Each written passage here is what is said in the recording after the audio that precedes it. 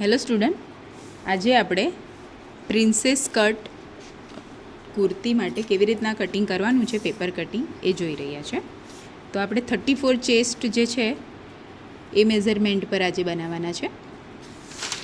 તો સૌથી પહેલાં આપણે લઈશું લેન્થ કેટલી કરવી છે.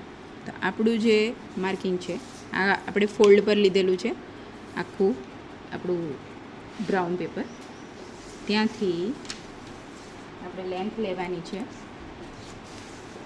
40 છે, એટલે આપણે પ્લસ 1 ઇંચ લઈશું, એટલે 41 ઇંચ આપણે લઈ લીધેલી છે.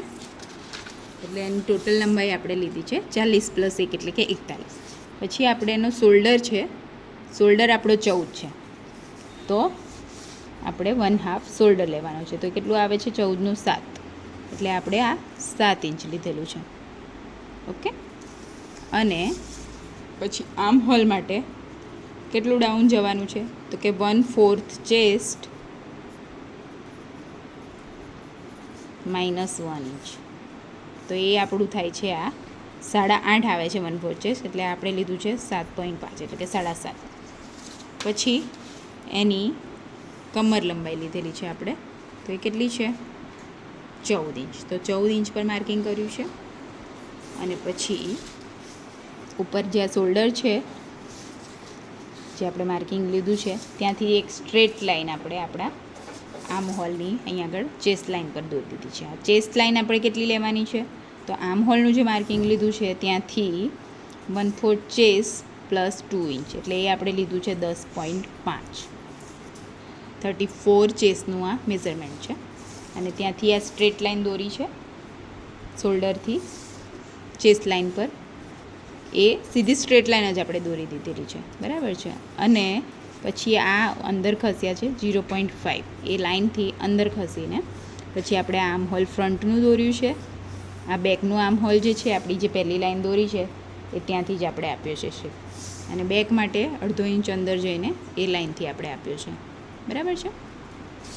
પછી આપણે જે આ કમર પર જે છે 14 ઇંચ પર આવ્યા હતા, ત્યાંથી આપણે જે છે લેવાનું છે એક્સ્ટ્રા, આપણું જે આવે છે 8.5, તો એમાં 1 ઇંચ ઉમેરવાનું છે, એટલે આ લીધું છે આપણે 9.5. ચેસ્ટમાં 10.5, અહીંયા 9.5. અને પછી આપણી ચેસ્ટ લાઇનની આ કમરની જે લાઇન છે એમાં જોવાનું છે કેટલું આવે છે આ મેઝરમેન્ટ, 6.5 જેવું આવે છે. તો એટલું સેમ આપણે હિપ લાઇન માટે લઈ લઈશું 6.5. અને ત્યાંથી આપણે લેવાનું છે તો કે 1/4 ચેસ્ટ +3, એટલે એ આવશે 11.5, બરાબર. આમાં +2 ઉમેરવાનું છે, અહીંયા +1 ઉમેરવાનું છે, અને અહીંયા 11.5 એટલે કે +3 ઉમેરવાનું છે. આ રીતે આપણે આખું માર્કિંગ લઈ લીધું છે. અને પછી શું કરવાનું છે, આને જોડી દેવાનું છે અહીં સુધી, હિપ સુધી. પછી આપણો જે આ પોઈન્ટ છે ત્યાંથી પણ લઈ શકો, આ પોઈન્ટથી પણ લઈ શકો, તમે બંને વેલિડ છે પોઈન્ટ લઈ શકો છો પ્રિન્સેસ કટ માટેનું જે છે માર્કિંગ. એના પહેલાં આ જે કમર છે ત્યાં આપણે 4 ઇંચ આવી રીતના માર્કિંગ કર્યું છે. 4 ઇંચ પર, આ 4 ઇંચ પર માર્કિંગ કરેલું છે, બરાબર છે. આ બધા મેજરમેન્ટ આપણા ઇંચ પર છે. ઓકે. ત્યાંથી અહીં સુધીનું આપણે જોઈન કરવાની લાઈન દોરી દેવાની છે. એ તમે તમારા ફ્રેન્ચ કર્વથી પણ દોરી શકો છો, હાથથી ફાવે તો હાથથી પણ દોરી શકો છો. આ રીતે એને સ્ટ્રેટ લઈ લીધું છે. પછી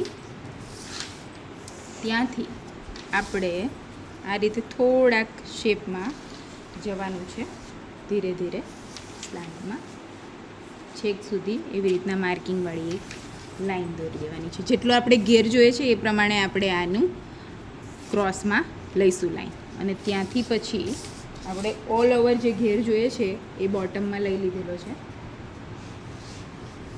એ આપણે આખો લઈ લીધું છે. અને હિપ લાઇન જે છે આપણી હિપનો પોઈન્ટ, ત્યાંથી એ સળંગ એક જોઈન્ટ લાઇન દોરી દીધી છે. અને ત્યાંથી 1.5 ઇંચ ઉપર ગયા છે આપણે, 1.5 ઇંચ ઉપર ગયા છે. અને ત્યાંથી આ શેપ દોરી દીધો છે. મિડથી પણ કરી શકો છો, જેવી રીતના તમને ફાવે, હાથથી ફાવે તો હાથથી, આર્મ હોલથી ફાવે તો આર્મ હોલથી.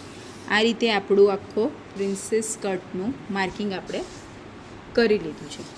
અને ગળું જે છે અહીંયાથી આપણે આ 3 ઇંચ લીધું છે અને પછી અડધો ઇંચ આ ડાઉન ગયા છે આપણે 0.5 ઇંચ ડાઉન જઈને આ આપણે 3 ઇંચ લીધું છે. અને ફ્રન્ટનું જે ગળું છે જે આપણે લેવું હોય એ આપણે માર્કિંગ કરીને ડ્રો કરવાનું છે. જેવું ગળું તમારે બનાવવું એ પ્રમાણે બનાવી શકો છો તમે. હવે આ જે બધું જ માર્કિંગ છે આ આપણું ફ્રન્ટનું રહેશે. આ ફ્રન્ટ માટે છે. આપણે બેકનું જે માર્કિંગ કર્યું છે તો આને આપણે કટ કરીને બેક કાઢી લેવાનું છે. પછી આપણું આ પ્રિન્સેસ કટના 3 પીસ થશે. એક આ પીસ, એક આ પીસ અને બીજો રાઈટ ને લેફ્ટ એ સાઈડનો થશે ને આ ફ્રન્ટમાં સેન્ટરનો થશે આ પોઈન્ટ. બરાબર છે?